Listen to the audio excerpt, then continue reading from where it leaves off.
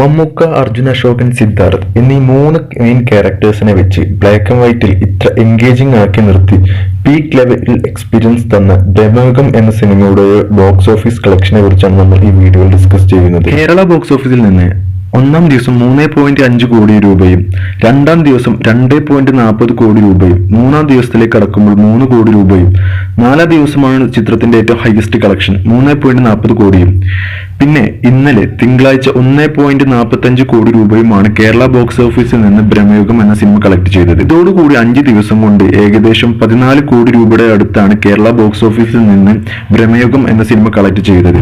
5-ാം ദിവസത്തോടുകൂടി total world wide ആയി 45-47 കോടി രൂപയുടെ അടുത്ത് കളക്ട് ചെയ്തു എന്നാണ് റിപ്പോർട്ടുകൾ പുറത്തു വരുന്നത്. അതേപോലെ ഏറ്റവും ഞെട്ടിക്കുന്ന അല്ലെങ്കിൽ ഏറ്റവും എക്സൈറ്റ് ചെയ്യിപ്പിക്കുന്ന ഒരു കാര്യം എന്താണെന്ന് വെച്ചാൽ തെലുങ്കിൽ ഈ വരുന്ന വെള്ളിയാഴ്ച റിലീസ് ചെയ്യുന്നത് ഏകദേശം 90 തിയേറ്ററിലടുത്താണ് സിത്താര എന്റർടൈൻമെന്റ്സ് റിലീസ് ചെയ്യുന്നത്.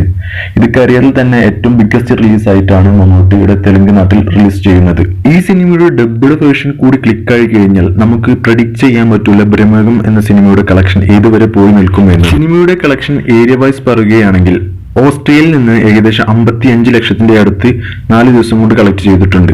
അതേപോലെ തന്നെ ന്യൂസിലാൻഡിൽ നിന്ന് 19 ലക്ഷവും അതുപോലെ തന്നെ GCCയിൽ നിന്ന് 13.50 കോടി. റെസ്റ്റ് ഓഫ് ഇന്ത്യയിൽ നിന്ന് മാത്രം ഏകദേശം 2 കോടിയുടെ മുകളിലാണ് ഈ സിനിമ കളക്ട് ചെയ്തിട്ടുള്ളത്.